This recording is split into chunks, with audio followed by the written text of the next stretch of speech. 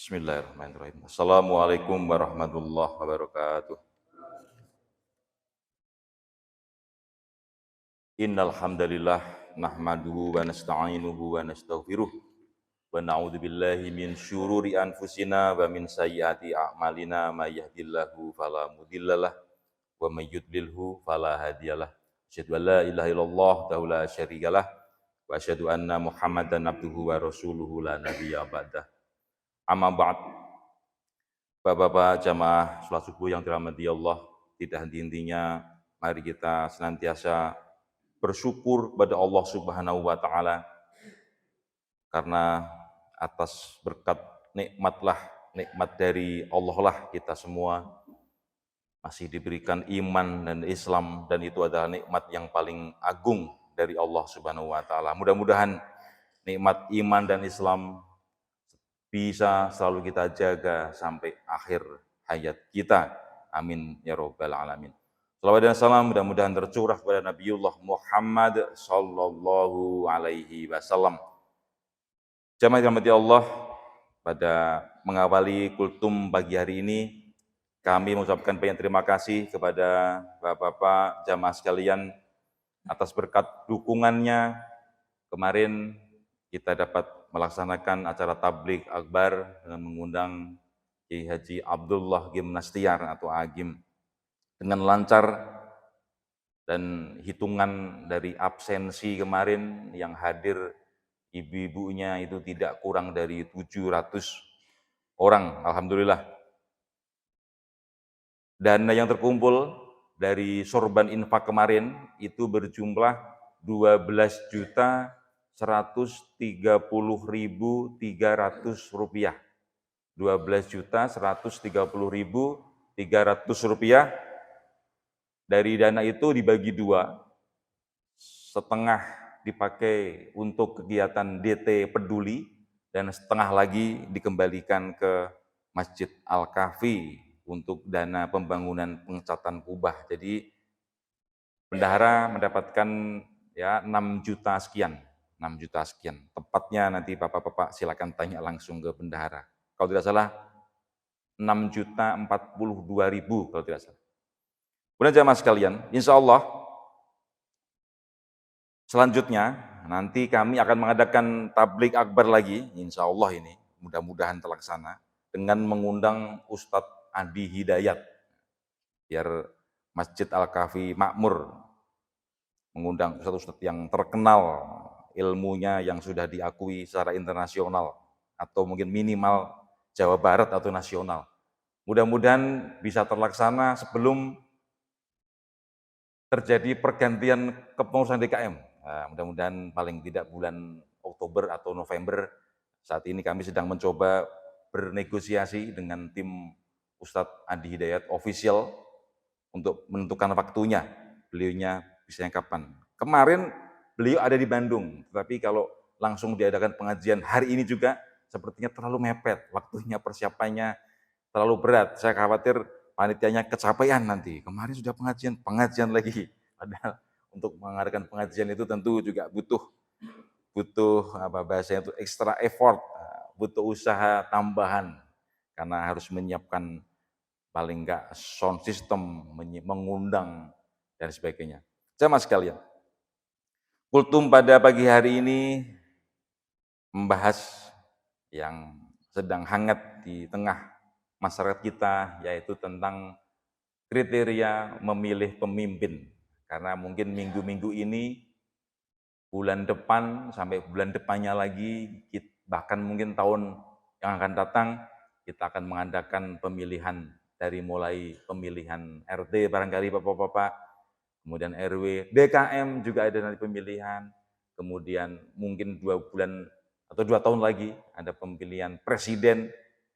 Kira-kira apa kriteria syarat-syarat kepemimpinan di dalam Islam yang mungkin bisa kita jadikan sebagai guidance, sebagai acuan. Jemaah sekalian, di dalam Islam, sosok yang paling ideal untuk kita contoh yaitu Nabi Muhammad Shallallahu Alaihi Wasallam. Nah, Nabi Muhammad itu memiliki 4 sifat yang saya yakin Bapak-bapak sudah hafal semua, yaitu yang pertama, siddiq, yang kedua, apa Pak? Amanah, yang ketiga, tabligh, yang keempat, fatonah. Siddiq, amanah, tabligh, fatonah. Siddiq, siddiq itu artinya apa Pak? Jujur. Jujur. Siddiq itu jujur Pak. Seorang pemimpin itu harus jujur. Lawan dari jujur apa Pak? Bohong, dusta, kidib atau kadib. Jadi sifat mustahil bagi Rasulullah itu kidib atau kadib, bohong. Yang pertama, seorang pemimpin harus memiliki sifat jujur. Ini saya hanya membacakan saja sifat-sifat dari Nabi yang saya yakin bahwa Bapak dari mulai SD, SMP, SMA dulu sudah pernah diajarkan. Pertama, siddiq. Lawannya kidib. Yang kedua, amanah. Amanah itu ya mungkin terjemahannya ya dapat dipercaya, dapat diandalkan, tidak apa Pak? Kebalikannya apa? Khianat. Nah, yang pertama tadi siddiq, lawannya kidib, yang kedua amanah, lawannya khianat. Khianat itu bahasa Arab Pak. Khianah, pakai kho al khianah. Kemudian yang ketiga, fatonah. Fatonah itu artinya cerdas, Pak. Cerdas. Nah, lawan katanya apa, Pak? Baladah. Itu dari kata baladah ini diserap bahasa Sunda menjadi apa, Pak? Belet. Nah, artinya apa belet itu, Pak? Kurang pinter. Nah, 3 yang pertama.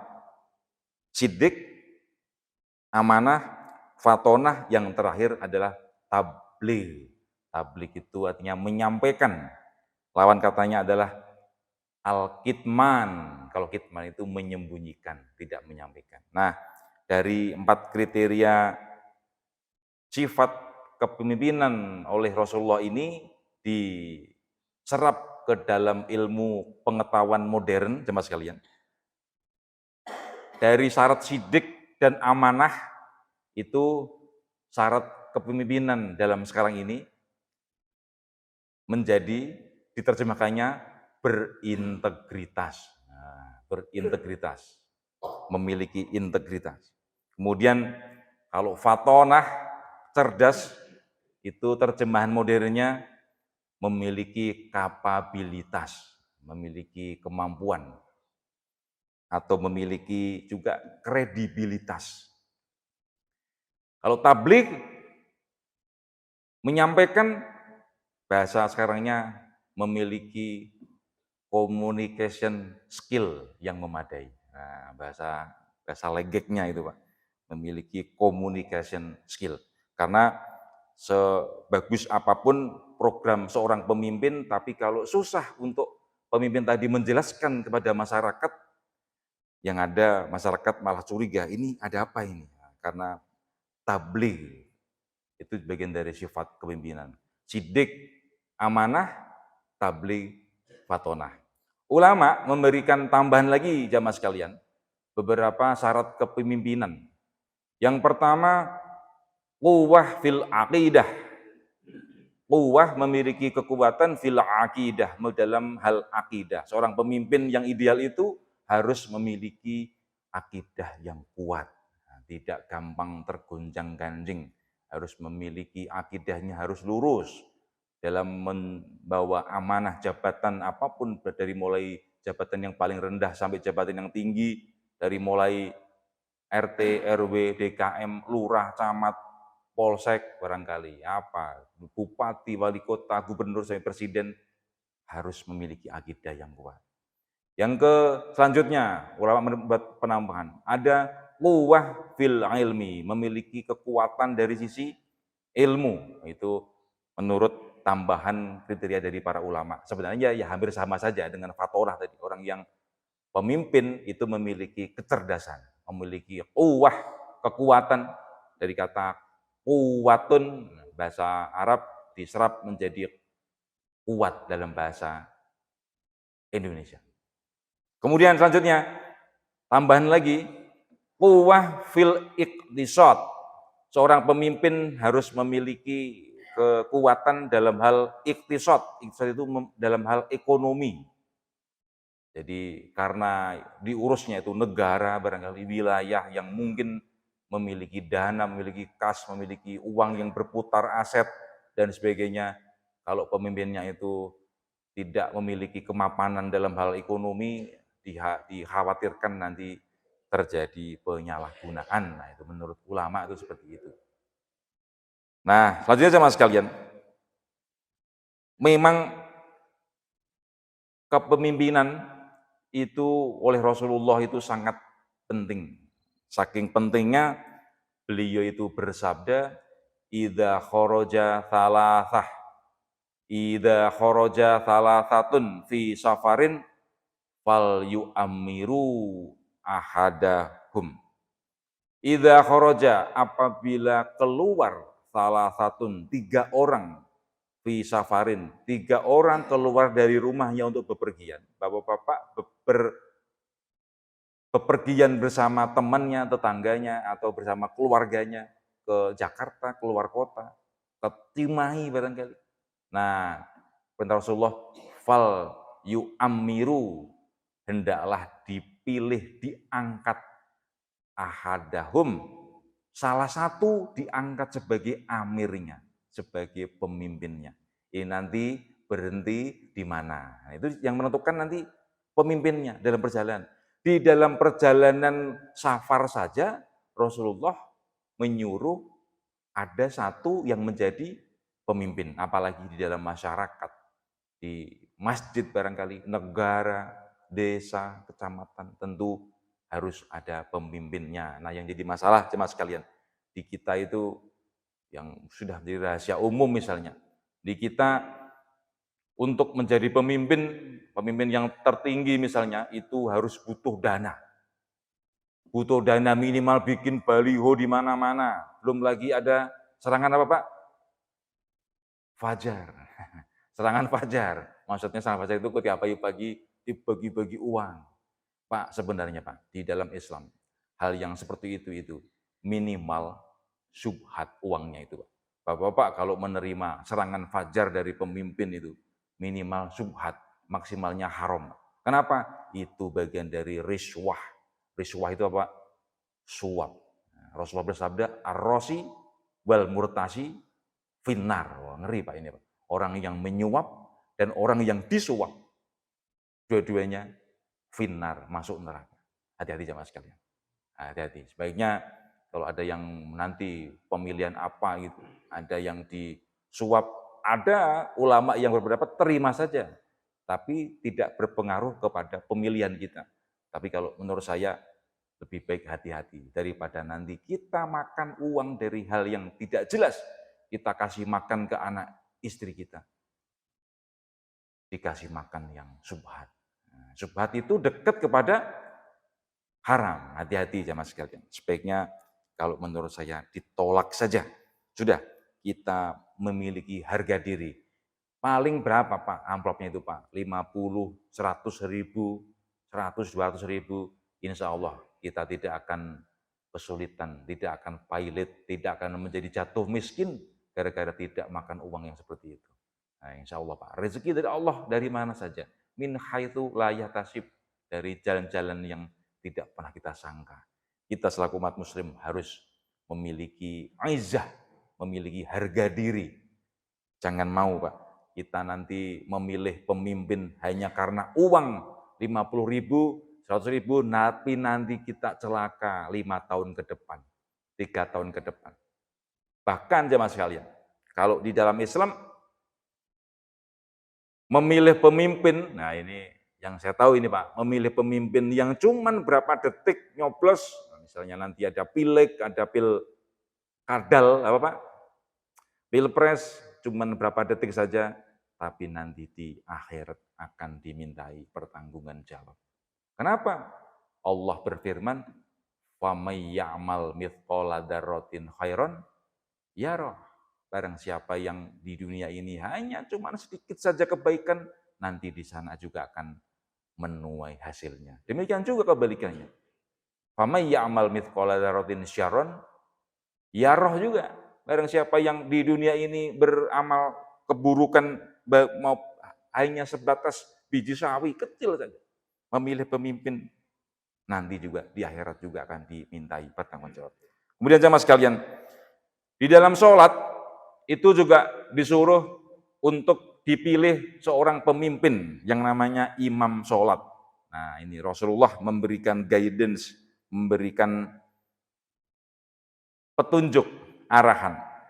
Seorang imam sholat yang pertama syaratnya aqra'uhum li kitabillah. Mungkin terjemahannya orang yang paling banyak akroknya, yang paling banyak membaca kitabullah. Nah ini mungkin maksudnya kalau kata ulama itu orang yang paling banyak hafalan Al-Qur'annya. Mas, coba sekalian, saya itu terus terang Pak, kadang itu tidak pede Pak untuk menjadi imam di Masjid Al-Kahfi ini. Karena apa? Saya melihat Bapak-bapak ternyata kemampuan bacaannya lebih bagus. Saya kalau Bapak perhatikan bacaan sholat saya palingnya itu saja. Karena apa? Hafalnya ya itu saja, bacaan suratnya itu. Jadi saya kadang kurang pede. Sudah gitu, dari tingkat kefasihan saya merasa tidak fasih seperti Bapak-bapak sekalian. Maklum karena bukan lulusan dari pesantren. Biasanya kalau dari pesantren itu bacaannya lebih fasih. Nah, memang di dalam Al-Quran itu Pak, sudah sering saya sampaikan, walaupun ini baru teori Pak, karena saya belum bisa mempraktikkan. Misalnya membedakan antara bacaan hamzah a dengan a, an'amta atau an'amta, ya, yang tepat itu pakai ain, an'amta. Aila atau ila, Pak. Ila saja Pak pakai hamzah, tidak perlu dibikin ain. Contohnya seperti itu. Ada ha, ada kho, ada ha. Mana yang dipakai? Husnul khotimah itu husnulnya pakai kho atau pakai ha atau pakai ha misalnya. Pakai ha husnul, kho-nya baru pakai kho, ada titiknya. Nah itu harus seorang imam yang baik, seorang pemimpin sholat yang baik, minimal harus tahu. Walaupun tidak tahu artinya, belum sampai ke sana, tapi bacaannya harus benar.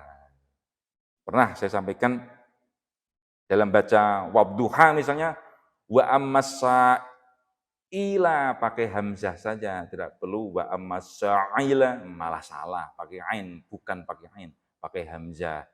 Makanya harus, memang bahasa Arab itu seperti itu Pak, beda dengan bahasa kita. Bapak-bapak sekalian, bahasa Sunda juga harus fasih jamaah sekalian.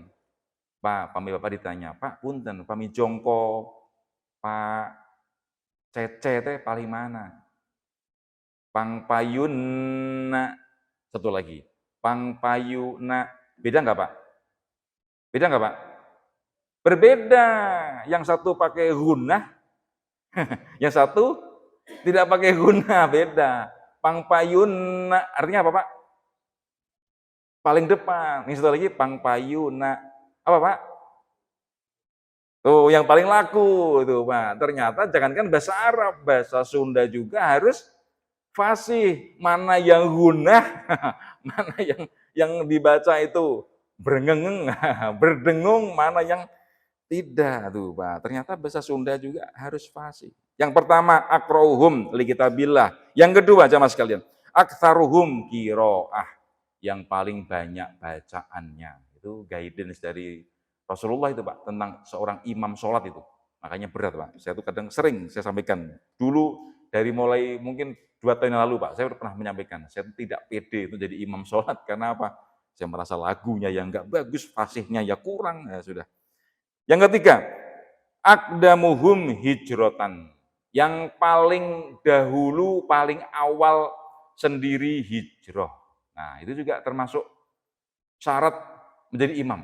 Maksudnya, kata ulama itu, yang paling duluan hijrah itu maksudnya bagaimana? Maksudnya yang paling taat kepada agama. Disuruh hijrah berangkat. Nah, kalau tidak taat kan disuruh hijrah nanti saja, disuruh sholat nanti, disuruh jangan berbuat maksiat engke wae. Nah, Rasulullah memberikan guidance aqdamuhum hijratan, yang paling awal hijrahnya. Yang terakhir jemaah sekalian, syarat menjadi seorang imam yaitu akbaruhum sinnan, orang yang paling umurnya paling sepuh. Itu termasuk juga guidance Rasulullah. Karena orang yang paling sepuh itu ya mudah-mudahan ilmunya tambah banyak, kebijaksanaannya lebih tinggi daripada yang masih muda. Kalau masih muda, masih emosional dan sebagainya. Kalau yang sepuh, insya Allah lebih mapan. Nah, demikian tadi jamaah sekalian, ada syarat menjadi pemimpin dan syarat menjadi imam. Kurang lebih sama, bahwa seorang pemimpin, seorang imam sholat itu minimal apa Pak? Dia punya ilmu yang mencukupi, kemudian juga dipilih, dipandang orang yang baik, orang yang paling dulu hijrahnya. Kalau di dalam kepimpinan harus punya sifat jujur, amanah. Amanah itu ya mungkin tidak korupsi. Nah, kalau sekarang ini tidak korupsi, tidak, harus bisa dipercaya, amanah.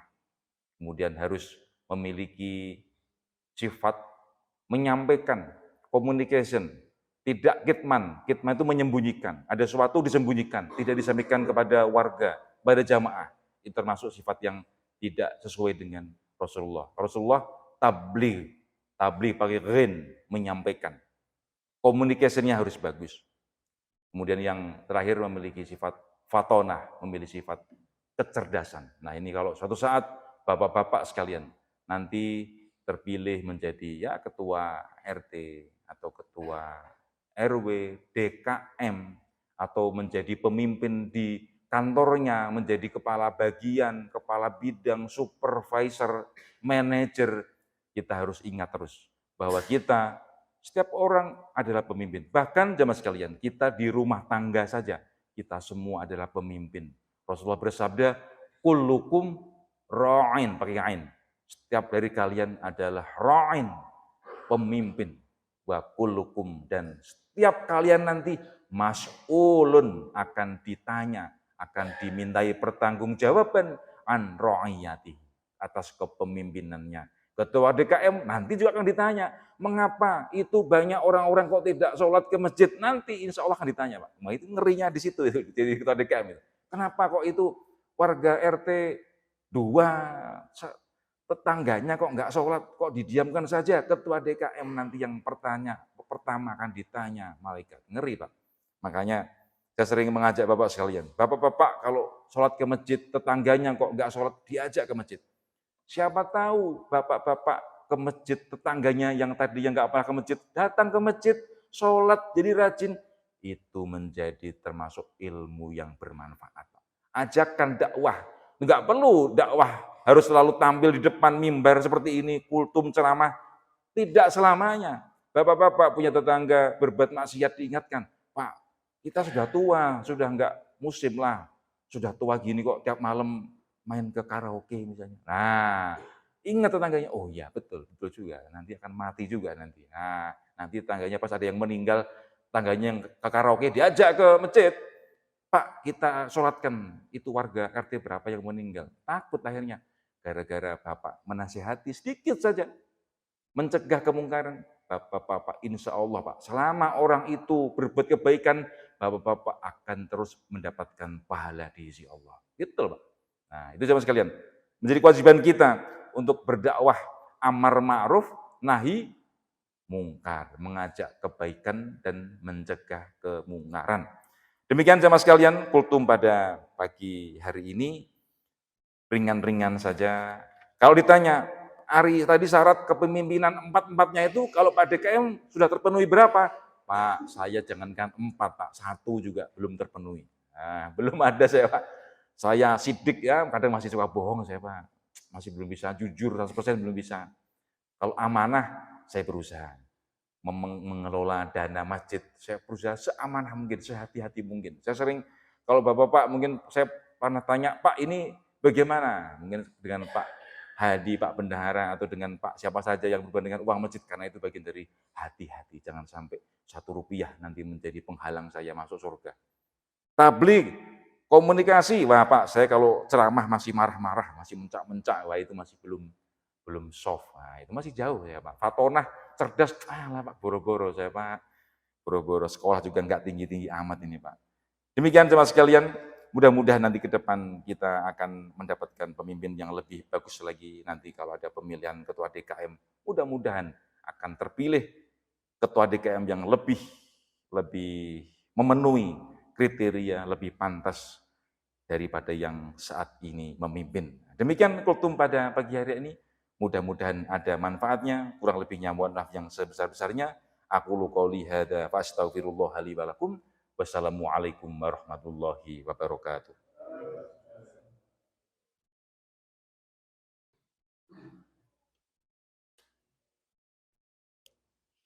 Allahumma shalli ala sayyidina Muhammad wa ashghil